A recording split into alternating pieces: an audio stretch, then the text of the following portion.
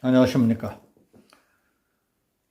우크라이나 사태와 동맹관계 그리고 국제 외교에 대해서 생각해 보겠습니다. 미국이 러시아의 우크라이나 침공 책임을 묻기 위해 발표한 수출 통제 조치에서 유럽연합 EU 27개국과 일본, 호주, 영국, 캐나다, 뉴질랜드를 면제해 줬지만 대러시아 제재에 동참하지 않은 한국은 면제를 받지 못한 것으로 27일 확인됐습니다.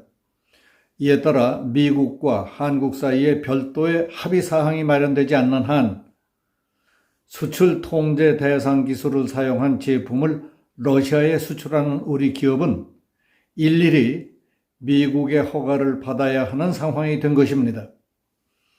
정부가 대러시아 제재에 미온적 태도를 보인 탓에 기업이 피해를 볼 수 있게 됐습니다. 미국 상무부는 러시아가 우크라이나를 침공한 지난 24일 국방, 항공우주, 해양산업 등에 필요한 반도체, 컴퓨터, 통신, 정보, 보안, 레이저 센서 장비 등의 러시아 수출을 통제하는 제재 조치를 발표했습니다. 특히 외국 기업이 이런 분야에서 미국이 보유한 기술과 소프트웨어를 사용해 만든 제품에도 해외 직접 생산품 규칙 FDPR을 적용해 러시아로 수출하기 전에 미국 상무부에 일일이 허가를 받도록 했습니다. 다만 미국과 실질적으로 비슷한 대러시아 제재를 발표한 유럽연합, 일본, 호주, 영국, 캐나다, 뉴질랜드는 미국의 새 통제 조치에서 면제해 주기로 했습니다. 이 국가들은 자체적으로 대러시아 수출을 통제할 뜻을 밝힌 만큼 미국 기술과 소프트웨어를 이용해 만든 제품이라도 자기 나라 정부의 수출 허가를 받았다면 미국 상무부의 허가를 받을 필요가 없다는 의미입니다. 하지만 대러시아 제재에 동참하지 못한 한국은 FDPR 면제를 받지 못했습니다. 우리 한국 기업은 미국의 수출 통제에 해당하는 기술과 소프트웨어로 만든 제품을 러시아로 수출할 때마다 미국 상무부의 허가를 신청해야 하는 상황이 됐습니다. 설령 대러시아 수출이 가능한 제품이라도 우리 정부의 허가를 신청하는 것보다 훨씬 복잡한 절차를 밟아서 미국 상무부의 허가를 받아야 하기 때문에 기업의 부담이 커지게 됩니다. 우리 정부는 이런 사실을 알고 뒤늦게 수출 통제 참여를 위해 미국과 협의를 할 계획인 것으로 전해졌습니다. 그러나 워싱턴 DC에서는 이미 미국 정부가 한국 정부에 대해 크게 실망했다는 말이 나오고 있습니다. 한 싱크탱크 관계자는 한국 정부는 북한 도발을 규탄하는 데도 동참하지 않더니 대러시아 제재에도 미적거려서 미국 정부가 정말 실망했다며 당분간 미국의 협조를 얻기는 매우 힘들 것 같다고 전했습니다. 답답하고 안타까운 일 아닙니까? 최근 몇 년 동안은 중요하고 급한 일이 벌어졌을 때 우리 정부가 빠르게 대처해서 덕을 보게 됐다는 소식을 들은 적이 별로 없는 것 같습니다. 정보의 수집, 분석, 판단과 결정, 이행 등 총체적 정부 기능이 느슨해졌다는 의미 아니겠습니까? 조직과 기능상의 문제인지 아니면은 관리 운영자들의 책임인지 안타깝고 자존심 상하는 일입니다. 한국은 미국 동맹국들 가운데 유일하게 대러시아 제재 동참을 유보하고 있다가 24일 러시아가 우크라이나를 전면 침공하기 직전에야 제재 동참 의사를 밝히면서 독자적인 제재에는 선을 그었습니다.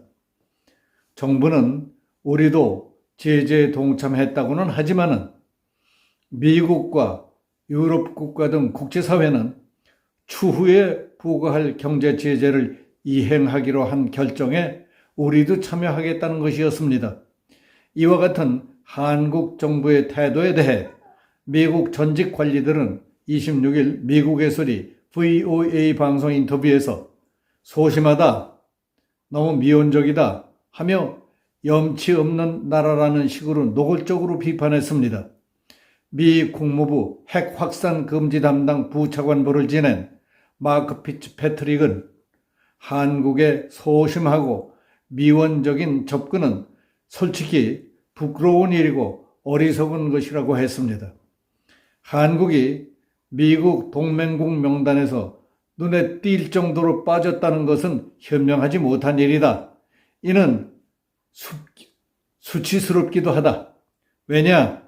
한국은 북한 등 과거 침략의 피해자로서 그때 대대적인 원조를 받았고 그런 일이 또다시 벌어진다면 그런 도움을 받을 것이기 때문이라고 했습니다. 독자 제재 여부와 관련해 박수현 청와대 국민소통수석은 라디오 인터뷰에서 우리가 독자적으로 뭘 할 수 있는 시대가 아니다. 미국과 유럽이 제재를 하면 우리도 연결되어 있기 때문에 자연스럽게 동참하는 것이라고 했습니다.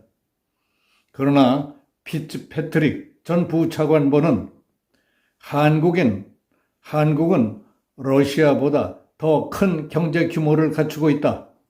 한국은 이런 위기 상황에서 중요한 역할을 해야 한다. 그런데도 가만히 앉아서 다자간 조치만을 취하겠다고 한다. 국제사회의 다자적 제재는 이미 시행되고 있다. 미국의 다른 모든 동맹 중 일부는 독자적 조치를 취했다. 한국도 나서서 똑같이 해야 한다고 강조했습니다. 스캇 스나이더 미국 외교협회의 한미 정책국장은 한국은 진정으로 물러서지 않아야 하는 시점에 와 있다고 했습니다. 한국 외교부는 지난 24일 출입기자단에 발송한 문자 메시지에서 러시아가 어떠한 형태로든 전면전을 감행할 경우 우리 정부로서도 대러시아 수출 통제 등 제재에 동참할 수밖에 없음을 분명히 한다고 밝혔습니다. 그 전날까지만 해도 정부는 러시아와의 관계를 들어 제재 동참에 소극적이었다가 하루 만에 제재 동참으로 급히 선회한 것입니다.